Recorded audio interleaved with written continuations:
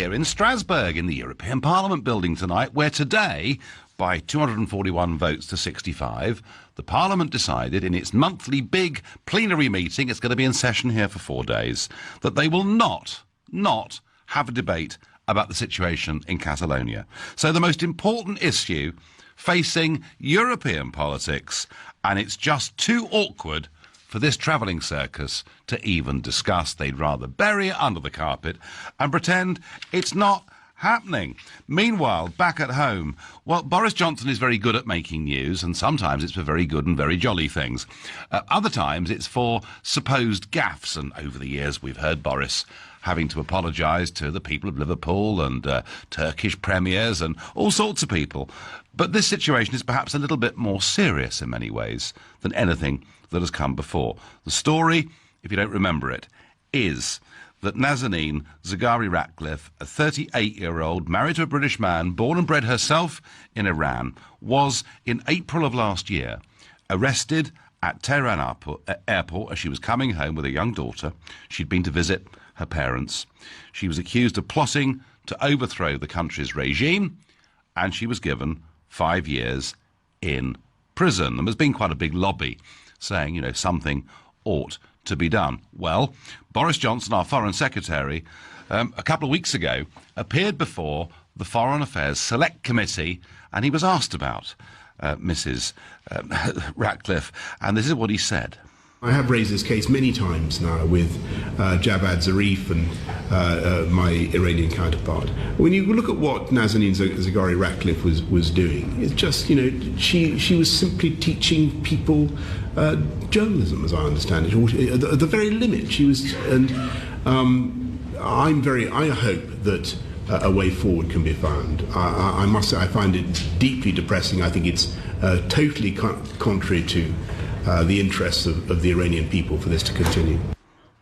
Well, that was Boris Johnson saying that she was there teaching people journalism. Crikey, I can't think of a bigger red rag to the Iranian government regime than that, given that she's already in prison because she's behaved in a seditious manner. Her husband, Richard Ratcliffe, absolutely furious, has talked about this mess and the potential that what Boris has done could finish up giving her another 5 years in prison. So there's been quite a lot of hue and cry over this for the last few days. But today, Boris Johnson has decided to revisit this issue because he's under a lot of pressure. Here was Boris today. The British government has no doubt that Mrs. Zaghari-Ratcliffe was in Iran on holiday, and that was the sole purpose of her visit. As I said in the House last week, my remarks on the subject before the Foreign Affairs Select Committee could and should have been clearer. And I acknowledge that the words I used were open to being misinterpreted, and I apologise. I apologise to Mrs. Zaghari-Ratcliffe and her family if I have inadvertently caused them any further anguish. Well, I mean, I like Boris, but goodness gracious me. OK, you could say he's apologised, but he said his words could and should have been clearer. Boris, your words were perfectly clear. You said she was there to teach journalism. And frankly, I think it's very, very disappointing that you haven't today given a full, clear apology. You are the Foreign Secretary, and a UK citizen is at risk because of what you've said. You have not retracted fully, and frankly, I don't think it's good enough. I really, really don't. Could have been clearer. He was as clear as he could have been. I'm asking you folks, is Boris Johnson, given what's happened here, is Boris Johnson up to the job of being Foreign Secretary? And if you think the guy's a complete catastrophe, well, call me on 0345 60 60 973. Perhaps you think, look, hey, come on, we all make mistakes in life, in which case text to 84850. Or maybe you think, do you know what, it's just Boris being Boris, leave him alone, in which case tweet your thoughts to Farage and LBC at LBC. And I'm going to go straight to Frank in Harlow. Frank, did Boris Johnson give the kind of apology today that she deserved? Well, today he finally did. Yes, he had to do that. But he should have been a lot sharper. He should have been a lot more upfront with the original case. But can I just say, Nigel, Yeah. are you after his job? No, I'm not after his job at all. I mean, look, I'm a fan of Boris, and I'm thrilled, particularly. I mean, I think, firstly, he's brought a bit of humour into public life and politics, and that is a good thing, because there's an awful lot of very dour people out there. And secondly, his intervention in the referendum was really vitally important, and on a personal level, I've always liked him, Frank. But I think, here's my problem. OK, he's apologised. Took him a hell of a long time to do that, and he really didn't come fully clean, Frank, did he? He said that I could and should have been clearer in what I said. No, he couldn't have been any clearer in what he said. He said she was there to teach journalism. And I sort of felt, frankly, this was a pretty half-hearted apology, Frank. Well, yes. To be a foreign secretary, you must be articulate, and you must deal with the world of commerce. And you must speak, you must be briefed. You must be a kind of eloquent person when you are dealing with other cultures and other languages. And you must be eloquent. It must be perfectly transcribed. So, well, I think Frank. I mean, Frank, he is eloquent. He is eloquent. And, well, I say, he can be extremely articulate, and then we get the sort of bumbles and stumbles some other times. But, you say, Frank, he needs to be brief. Of course he needs to be brief, but being briefed is one thing. Having a mastery of the brief is another. Now, clearly, he didn't know his facts when he appeared before the committee and said she'd been there teaching journalism. But, realising, as he would have done, as all of us did within 24 hours, that this potentially made the situation of Nazanin Zaghari Ratcliffe far worse than it had been before. Frank, my view, and say I don't want his job, but my view is he should have acted far more quickly than he has, and he should have been a bit franker today than he was. Yeah. Can I just have the final word, please, Nigel? Sure. Boris, get her out now. Right, OK, so, Frank, you think he should grab the initiative, get over to Iran and get her out of that prison, yeah? Get her out there now. Right, OK, Frank, thank you very much indeed. Frank likes Boris but thinks he needs to do a little bit more than he's done. I'm not sure anyone would disagree with that necessarily, unless, of course, you think that it's all really far too late and he's proved he's not up to it. Trevor is calling me from Marylebone. Trevor, good evening. Nigel, good evening. So, is Boris up to it, Trevor? Absolutely. I mean, what's happening here, Nigel? And can I say at once that I'm a Brexiteer, and so I'm in favour of much of what you say, but I don't agree with you on this particular issue. I think that what's happening is, under the guise of Boris bashing, what we're doing is we're losing sight of what's really happening, which is that the evil regime in Iran has imprisoned unlawfully a citizen of our country, and rather than the powers that be concentrating on what's going on there is so much politicising of what's going on, and with the greatest respect, I think you're doing it as well, and that is that... Well, Trevor, be fair, I haven't said that he's not up to the job of being Foreign Secretary. I've asked that question of you and all the other callers and texters and tweeters, but what I have said, Trevor, is that he didn't have mastery of his brief.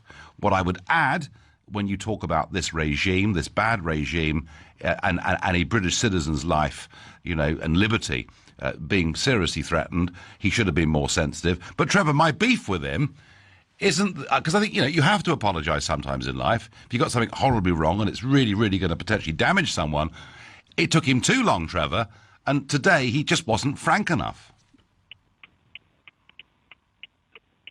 Okay, well, at the end of the day, there was an apology. And the thing is, even the apology, it's that level of acquiescence and appeasement of the regime that is at the core of the problem here. And we lose sight in this, debate about what Boris said or what he didn't say. The fact is that this poor woman is languishing in Iran. Yep. And I don't. Yep. And my concern is that focusing on what our Foreign Secretary said initially, and you're quite right, he was wrongly or poorly briefed. But at the end of the day, he made an apology. And of course, when I talk about politicising, it's the opposition or whoever it is saying it's not good enough. Well, what's not good enough is the fact. I'll tell you what's not good enough, Trevor. What's not good enough, Trevor? It's taken nearly a couple of weeks of angst and anguish for this family, knowing that what he's said has made Nazanin's position very much worse than it was before. It's taken him too long, Trevor, to reach the conclusion that he needs to apologise. But see, I'm sorry, Nigel, it begs the question, who is saying that it's made her position worse? It's the media, it's the press. I'm not sure to what extent the Iranian government is saying her position's made worse. I mean, goodness sake, it was bad enough in the first place. And yes, it was. She did. Yeah, and so what we're doing, it's like a conflagration when the real issue, in my opinion, is not the fulsomeness of Boris's apology, but it's the regime that no one is really addressing. So, Trevor, let me ask you quickly, are you in absolute fulsome support of Boris as Foreign Secretary? Absolutely. Super. Trevor, thank you very much indeed. We must remember, I get by text, that Boris is one of the very few people in the Cabinet that believes in Brexit. Regardless of the gaffes, he should be an influential person deciding the future direction of our country, says Ollie. It is now clear that if a Brit is in trouble, the British government just don't give a damn. We're on our own. Boris is the court jester. Time for his departure, methinks, says Steve. You're listening to The Nigel Farage Show, exclusively on LBC, live from Strasbourg, and it's 7:15. Boris Johnson has been apologising today to Nazanin Zaghari-Ratcliffe and her family for the further anguish he's caused by saying she was in Iran teaching people journalism when actually she was there on holiday. He's also been in Brussels today, and there's been a big meeting in Brussels today. The 27 members of the European Union plus us met today to talk about PESCO. We discussed this at length on Thursday evening about closer military intervention, a big step forward towards a European army. And a little later in the show, I will tell you the results of that meeting today. Meanwhile, we're back to Boris. I'm asking you, is he up to the job of Foreign Secretary? I like Boris. I'm a Boris supporter. He's a really important voice out there, particularly in terms of Brexit, where he's one of the few people who has positive things to say about our future as a global trading nation. And I don't want him to go as Foreign Secretary, but my feeling is that today he should have apologised properly. To say my words could and should have been clearer when I spoke about her, well, his words were clear. He said she was teaching journalism. Why not come clean, hold your hands up, admit you've got it completely wrong? That's my view. Some think he's a great guy and must stay regardless. Others think he's really, frankly, not up to it. And I wonder what Casey, who's calling from Acton and is a first-time caller to the show. Casey, good evening. Good evening, Nigel. How you doing? So what do you think, Casey? Well, first of all, I'd like to put my heart out there for the family. Yep. And second of all, Boris Johnson, bit of a joke, to be honest. I'm sure he's getting ready for his Christmas with his own family. I'd just like to hope that he's got in his head what he's done to other family. And I believe it's a bit of a joke because there's no evidence that she was teaching journalism, number one. Number two, he should have, in that position of his power, he should have had his facts right first. And second of all, that person who gave him that information should be struck off. And third thing, as a British person and as I see my government, I believe we are a powerful force and I believe that we can just go in and just take her. I don't see why there's a reason why they can't just let her go, why we can't just go in and take her. I don't understand. Well, Casey, many years ago, and I'm going back to 1980, there was a big hostage situation in Iran, and Jimmy Carter sent in helicopters to try and spring the hostages. Helicopters crash. A lot of US servicemen got killed. Going in and getting out prisoners or hostages from any situation, Casey, involves a huge degree of risk, doesn't it? Sign me up, mate. Sign you up, right? Okay, yeah. Right. Now, you are the real definition, Casey, of a freedom fighter, and you clearly care about what's happening to this woman, what's happening to this family. Does all this show to you, does it show that Boris lacks compassion? Yes. He lacks empathy, and do you think he lacks compassion. Yeah. And I believe we should not be Home Secretary. I'm sorry, he's a buffoon. Well, Foreign Secretary. He's a number. Yeah. Right, OK, he's got to go. Casey's clear, he's got to go. He's no blooming good. And if we need a task force to go into Iran to free her, he is fully signed up. Wow. Rhys is calling me from Altrincham. Rhys, what do you make of Boris's position? Hello, good evening, Nigel.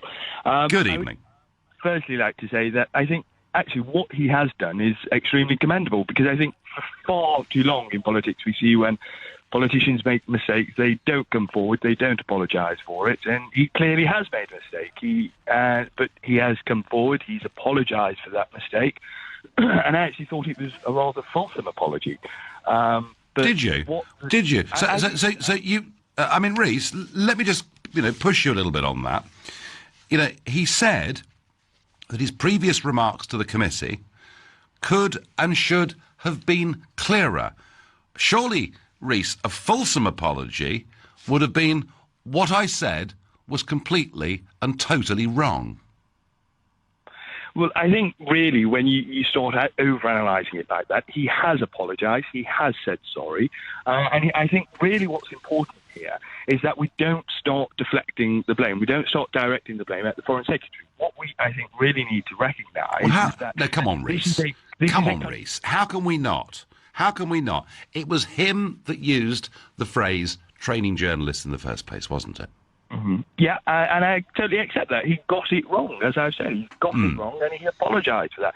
But I think really Michael Gove made a very important point the other day. I think it was on the Andrew Marr show, where he said that we shouldn't be deflecting this blame. At the end of the day, the blame is with Iran. This is a regime that continually and relentlessly imprisons foreign nationals for trumped-up charges, and this is yet another example of that. And I think I have absolute and unequivocal support in Boris Johnson doing what he... No, Rhys, I understand that. He has apologised. I don't think it's as fulsome as it could have been, but hey, let's not argue too much on that point. And as far as Iran's concerned, you're the second caller that has said, let's not get this wrong. The real fault lies with that regime, and I do understand in the big picture that is, of course, absolutely right. How do you feel when you see our government, when you see the European Union shouting at Donald Trump, saying, hey, come on, guys, this nuclear deal we've done with Iran is a really good thing, and you're a real baddie, Donald, for being nasty to the Iranians? No, I mean, I actually supported Donald Trump in his remarks, in his stance on the Iranian deal. I think it is important that when we are entering this, I think, new era of politics, that we are fully, I think, really open about it. And as Boris has been open with it, and I think Donald Trump embodies that as well, about being completely open and not really having almost... and not worrying too much when everybody else thinks. No, I agree with that. Rhys, I thank you very much indeed for your call. Rhys, another first-time caller to the show. She may have dual citizenship, but essentially she remains an Iranian subject and is subject to the Iranian justice system. Well, she's married to a British person, so she has dual nationality. And I do think, whoever sent that message in, I do think that we have, as a country, some responsibility for somebody who is, through marriage, yes, but who is one of our citizens. I get on Twitter, I don't think MPs, media pundits, news outlets give a hoot about the young woman suffering.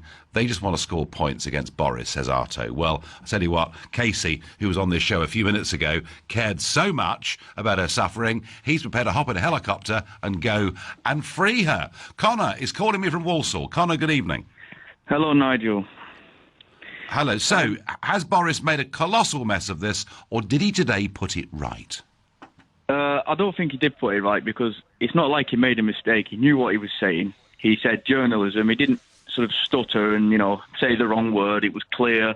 And he should know that Iran is a government and a regime that will, they don't tolerate anything against them, do they? They're quite extreme in a way. And he should know that that's probably one of the worst things that he could have said. And I think apologising now may be a little bit too late, to be honest with you. I mean, this has dragged on, hasn't it, for well over a week, of a lot of people demanding an apology.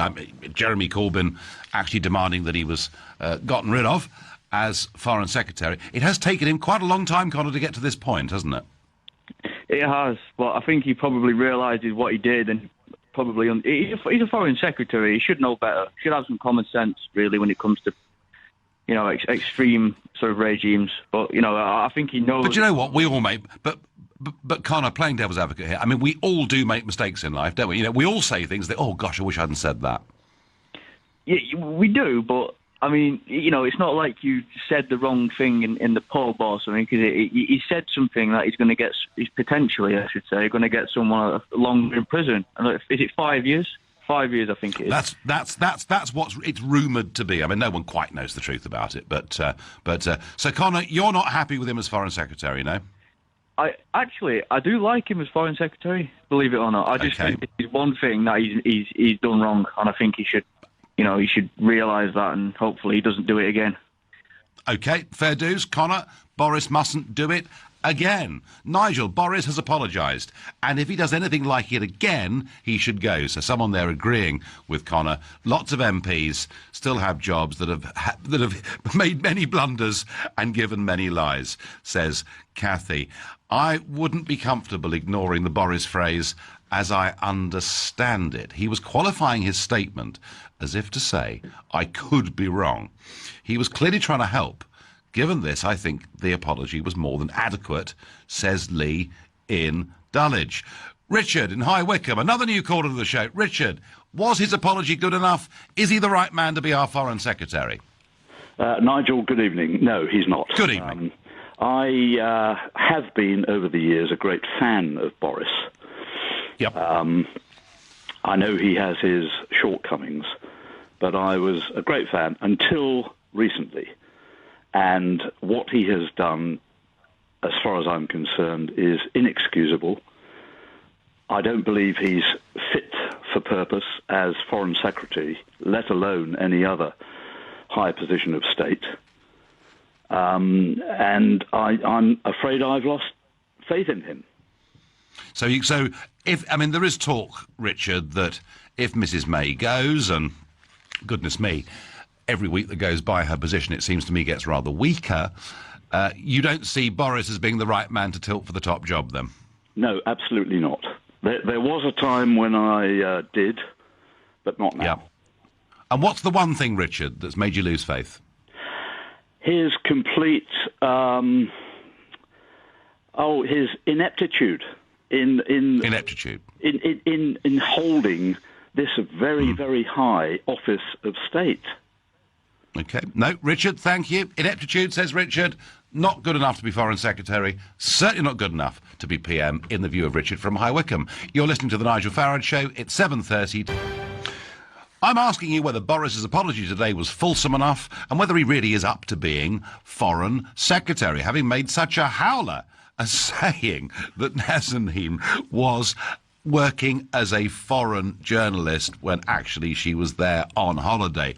I'm asking that. But in Brussels today, there's been a foreign affairs meeting. 28 countries have been there in the room. And on the agenda, as we discussed on this show on Thursday evening, and as what was not being discussed in British media at all, was this vital point that following on from Jean-Claude Juncker the other week saying that by 2025 there'll be full military integration within the European Union, namely there will be a European army, that today was a big decision to move on to a programme called PESCO that leads to joint defence decision-making and much, much more integration in terms of procurement. You know, no one country being able to order all of its tanks, all of its ships of its own manufacturers. A big step towards a European Union. Well, PESCO was agreed today. It'll be launched publicly in December, but I am pleased to say that the British did not sign up to it,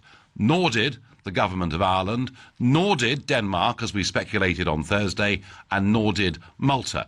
So there are some countries there that are staying out of it. It doesn't mean that at some point in time we won't take part in joint missions. But overall, I would say that 23 nations pushing on now towards a European army is still a day that matters to us and matters hugely. Why? Because it will directly undermine NATO. Mr. Juncker, that nice man who is president of the European Commission, has been telling all these countries they don't need to spend as much as 2% on defence as Donald Trump suggests and as the NATO rules suggest. They can get away on a European level by paying just 1%. So whichever way you cut it, today's decision affects us because it significantly weakens the NATO alliance and the link with America. You will hear much more about this story over the years to come. And today, in the House of Commons, Brexit Secretary David Davis has been updating the House on what will happen at the end of the negotiating process. We expect this bill to cover the contents of the withdrawal agreement. That includes issues such as an agreement on citizens' rights, any financial settlement, and the details on implementation period agreed between both sides. Of course, we do not yet know the exact details of this bill and are unlikely to do so until the negotiations are near completion. I should also tell the House that this will be over and above the undertaking we've already made that we'll bring forward a motion on the final deal as soon as possible after the deal is agreed, and that we still intend and expect for such a vote on the final deal to happen before the European Parliament votes on it. So, David Davis there clarifying to the House that at the end of this process, the House of Commons will have a vote on the final shape of the Brexit deal. And that was taken initially by many people, particularly Keir Starmer and Labour, as being a significant concession. And then, a few minutes later, in answer to a question, he said, well, it's very simple. The House can vote on the deal that we do, and if they reject the deal that we do, we leave the European Union anyway, at which any thoughts of major concessions suddenly calm down a little bit. If we ever got to that point, it would be fascinating if there was actually a vote to potentially completely overturn the referendum.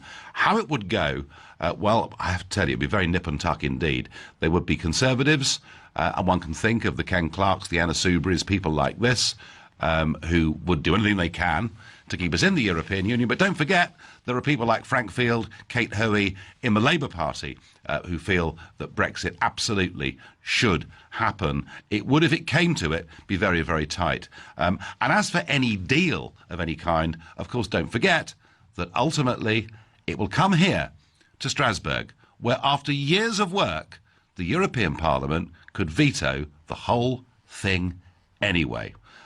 And given the mood this lot here are in, unless it's just that they don't like me, I don't know, but given the mood they're in, any thought of a deal that was seen to be generous to the United Kingdom in any way at all would, in their current mood, I think, be rejected. But back to Boris, back to this really quite distressing case, and it, you know, it isn't just the fact that Nazanin Zaghari-Ratcliffe is serving 5 years in prison, being told that she'd acted in a seditious way to try and bring down the Iranian regime. And it isn't just that whatever Boris has said has certainly not helped her case, and some speculate could double her prison sentence. But there have also been some pretty big health scares around today, that there is talk of a cancer scare around her now as well. So very, very tough times for that family indeed. No wonder that her husband, Richard Ratcliffe, is asking the government to solve the mess that they've started. I'm asking, is Boris Johnson up to the job as Foreign Secretary? And I'm going to go to Emily in Kensal Rise. Emily, good evening. Good evening, Nigel. Thank you for the show. I actually was thinking, no, don't phone, don't pick up the phone. And I thought, I just got to. You've never called before, Emily, so you must feel quite strongly about this. Well, it's just, the fact is, I lived in Iran, and I had to leave because of the revolution. Oh, wow. And so I feel I have an inside feel of how a country can change overnight.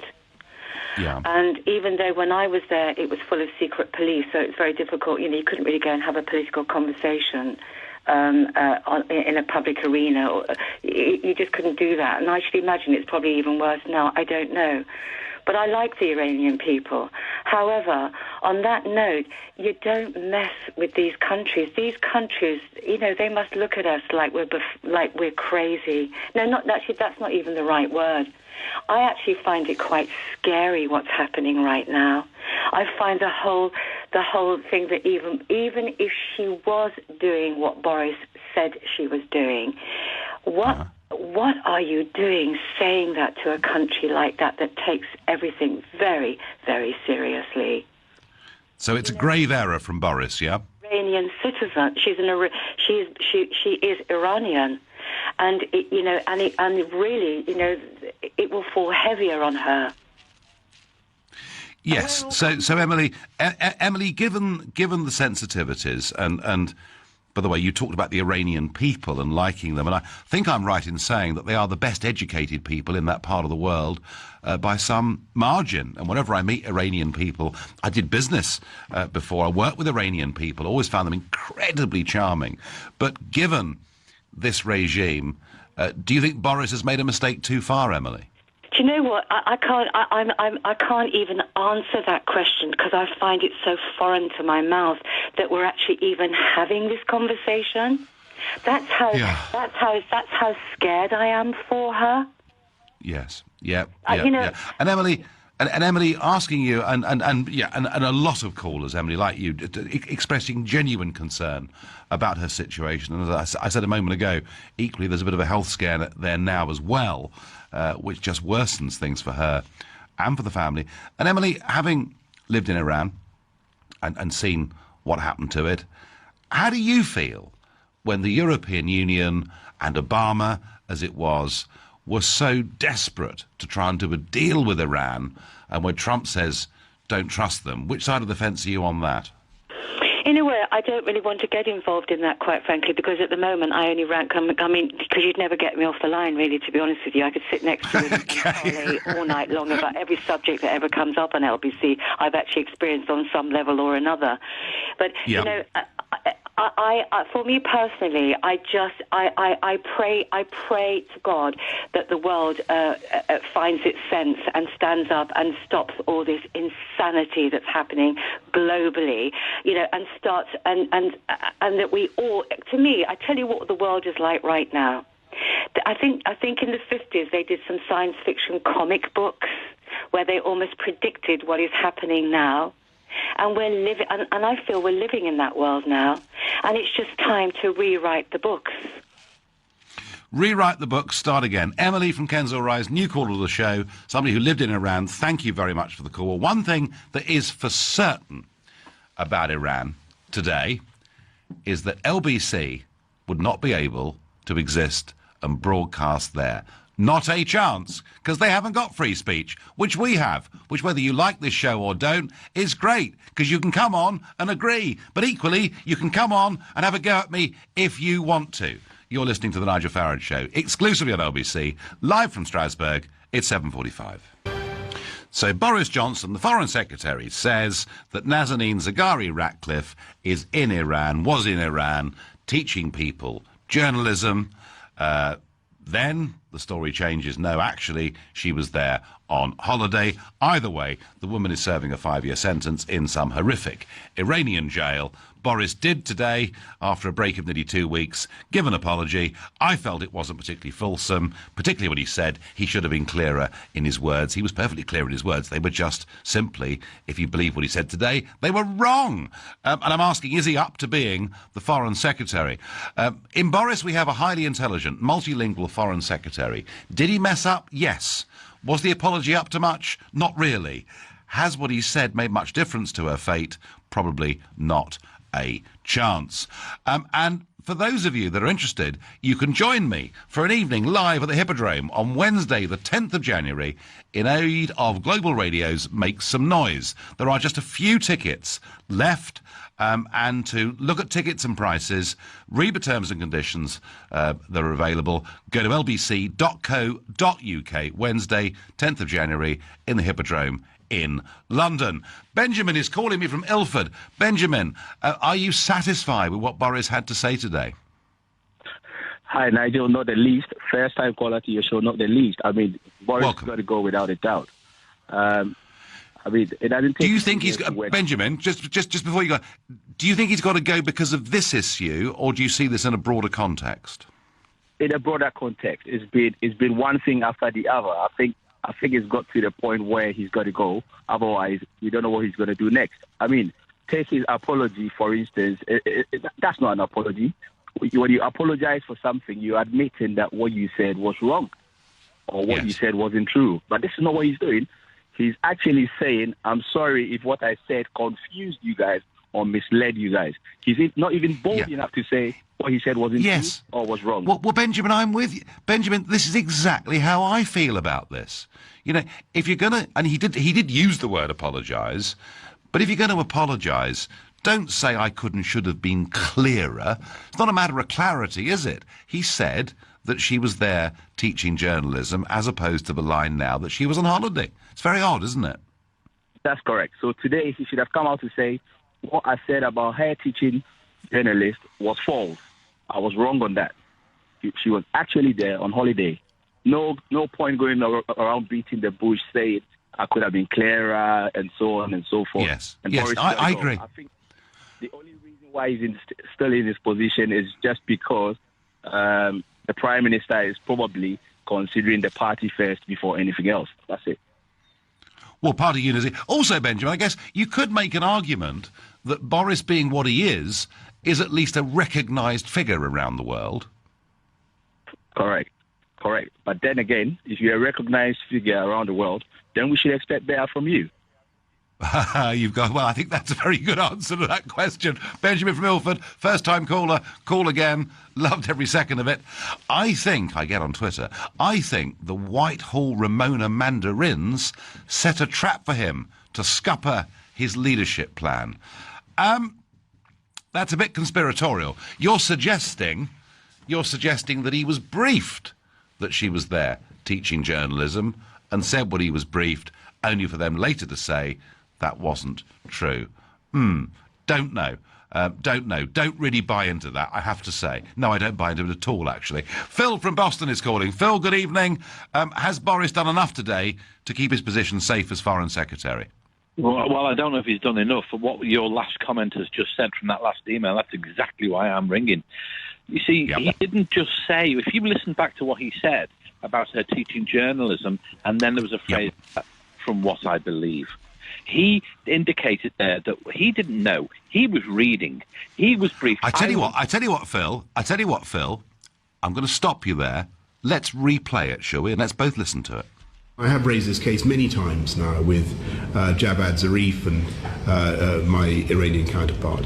When you look at what Nazanin Zaghari Ratcliffe was doing, it's just, she was simply teaching people journalism, as I understand it, at the very limit. She was, and I hope that a way forward can be found. I must say I find it deeply depressing. I think it's totally contrary to the interests of the Iranian people for this to continue.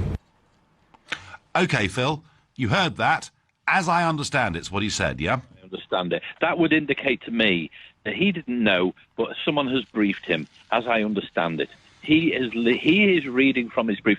People like Boris do not go into select committees, and you know this as a politician.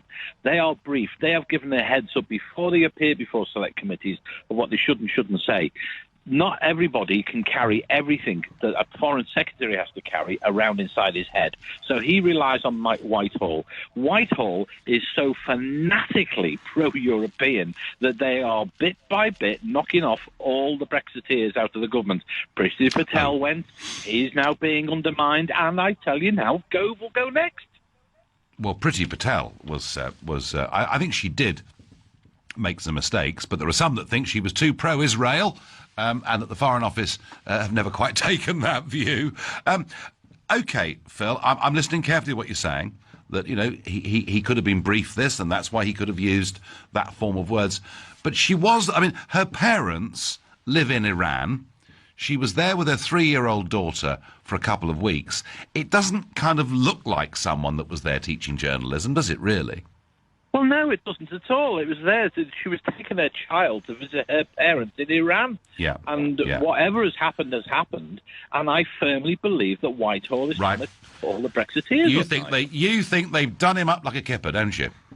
Yes, I do. I firmly believe that. Let's not forget that the Sir Humphrey Applebys of Yes Prime Minister are real people, and they are lethal people. And they will do whatever they can to stop this country getting back its independence, Phil, yeah? Yes, they will. They are doing everything they can now to stop Brexit. And this is Whitehall's machine now, targeting all the pro-Brexit ministers. Well, they will stop at nothing, Nigel. Phil, I have to say, whether it's the big mandarins or whether it's the CBI or whether it's other global multinational businesses or the George Soroses of this world or whoever it is, the one thing I do agree with you on is they will stop at almost nothing to try and overturn the results that happened across the West in 2016. Phil, I thank you for the call. I still don't buy into the idea that he was set up with this, but I get the bigger picture as to why someone like Phil might think that. Nathaniel in Blackheath is going to be my last caller of the evening. Nathaniel, hello. Amazing. Yeah, Boris Johnson is an absolute political buffoon. How he's done his job, as in a day, he has just played chess with a woman's livelihood, and as in her actual life, the way that Iran is, and he has not lost his job because of it. The scariest thing about this is what kind of dirt does he have on Theresa May and his current government that he can keep a job? Priti Patel has been forced to resign over something that was bad. It was bad, but no one was going to be hurt because of this. He has, as in the guy, as in you are a foreign secretary, do you not think you've been briefed on what other countries are about? And he has said in front of a journalist that as in she was probably there doing journalism. How little do you know about the Middle Eastern country of Iran? You, as in any other workplace, he would have been thrown out to the wolves, and I'm scared, genuinely scared, by what he has on this government to be able to get away with what he's got. Well, Nathaniel, there are lots of sort of conspiracy theories going back and forth here, and none of us know the answer to any of them. I would very much doubt he's got much on Theresa May at all, but I could be, of course, completely wrong. Very tough, though, Nathaniel, for her to sack him, isn't it? Because he's a big beast. He's a big beast. He's a recognised figure, and he's got a considerable degree of public support behind him. He is a recognised figure for all the wrong reasons, as in the idea that as in you've made your political career off basically just being a bumbling idiot that people love to hate. As in I've lived in London my whole life, as Mayor of London. The only things that we can take away from Boris Johnson's career are him hanging from a zip wire, looking ridiculous, and Boris bikes. So it's a little bit like, Well, Nathaniel, do you know what? Nathaniel? He was Mayor of London. He won 2 elections in what is increasingly a Labour city. I understand what you're saying. He does have some public appeal. My view is, of course Boris makes mistakes. He's always going to make mistakes. That's because he's Boris. But I want him to be a successful Foreign Secretary. I wish he'd apologised a little bit more clearly. Now, you've been listening to the Nigel Farage Show. I'm back tomorrow evening from 7 here in Strasbourg. Coming up at 10 o'clock tonight, it's Ian Collins, but up next, it's Clive Bull. Nigel, thank you. We will make America great again.